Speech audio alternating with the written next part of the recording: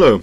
Now, the Nigel Farage story rumbles on, and there's two developments which I think are worth mentioning. The first one doesn't seem to have hit the national news at all, which is extraordinary, because I think it's the most important. It's the one that I've been calling for and predicting would happen. The second one is something that Maya Tusi has picked up, and it's also on the front pages, or it's on the inside pages of some of the newspapers which he recognises. I'll play an extract from Maya Tusi's piece first. Listen to this. Nigel Farage brought it up and exposed the whole thing, brought it back to the mainstream, and the establishment finally decided to address it. So that's good. Thanks to Nigel Farage single-handedly leading the campaign. Now he's launched a new movement in order to go further, to protect ordinary people who don't have a big platform. And thanks to his campaign, more people are coming forward. And we've just discovered something very disturbing, extremely disturbing. We thought recently when Nigel Farage made videos and he said, I've been getting emails from a number of people. They've also said that their bank accounts have been cancelled because of their political views. So we thought, okay, this could be dozens of other people, maybe a couple of hundred other people throughout the country who have been cancelled, right? That was the assumption. Well, we now have the numbers. Basically, we now have more than 1,000 bank accounts every single day that are being closed because of people's political opinions or because they are linked to someone who's a PEP, politically exposed person. And now the other issue. The other issue is that Farage has been contacted by the new chief executive of Coutts, Mo Syed, who has offered Farage his old accounts back. That's exactly what should have happened weeks ago. Weeks ago. It was inevitable that it was going to happen because of the importance of Farage and because of the publicity that he's got out of this. This is the right thing to do. It's the moral thing to do. Maybe the banks were hoping to duck that responsibility, but it's what should have happened. And he's also said, he said when he received that letter, thank God, and I thank him for it. That's Syed. But he's also not going to back down. He said he's sent legal litigation letters to Coutts demanding full apologies and compensation for the costs that he's had to shoulder. But he also wants a face-to-face meeting with the bank's bosses. Now, I fully understand all this. I've got a number of bank accounts for business and private, and I've had such a difficult banking experience in Britain in the last 20 years, and I've gone from bank to bank, partly because I'm simply not prepared to tolerate the level of bullying that banks get up to and have been increasingly getting up to.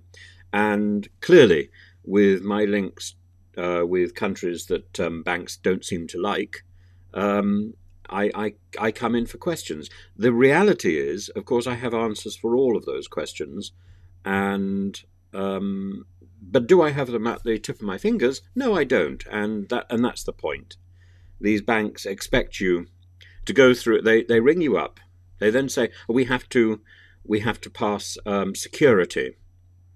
So you say, fine, okay, and then they ask you ridiculous questions, like, how much did you pay into the bank in order to open your bank account? Well, how would I know? That's 10 years ago. Oh, well, you failed security, so we can't continue this conversation. And then you get a letter saying that you weren't prepared to answer the questions that the bank was asking because the conversation didn't progress. Rubbish.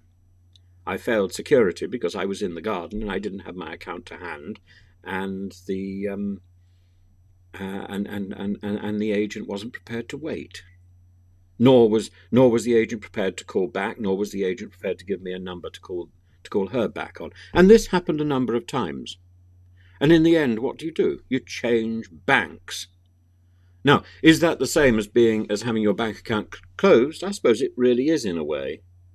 And this sort of activity certainly has increased since I put my head above the parapet and stood for political office. So am I a PEP? God knows, I don't think so. But maybe the banks do. And I don't like that sort of bullying, and I won't tolerate it. I don't particularly like Mr. Farage, but I think he's identified a significant problem. And I think also Maya Tusi has identified a significant problem. But Farage is setting the standard. The standard is the bank account is returned, compensation is paid, and an apology and a possible meeting with the bank manager. Yesterday, I got an apology from one of my banks. I got a £50 payback. But I did get an apology. It's taken months. Months! But unless people are prepared to stand up to these bullies and say, no, I will not be bullied by you. And yes, I won't accept this fiction that you called me when there is no record of a call, but you're using technology to be able to leave a message on my phone. This technology exists. Banks are able to call your number without the phone ringing, and therefore leave a message saying that we tried to call and you weren't available. They've also got the trick of doing a call where the phone rings for one moment, and you try picking it up and the call is gone. We called you and you weren't and you weren't available. All of this is smoke and mirrors to disguise the fact that the banks are essentially bullies, and they're playing games, and they're playing games with the customer. They have forgotten their position. The banks are there to serve the customer, not to bully, not to control, not to be the Lord and Almighty decision maker. They're there to do a job. They're there to do a job.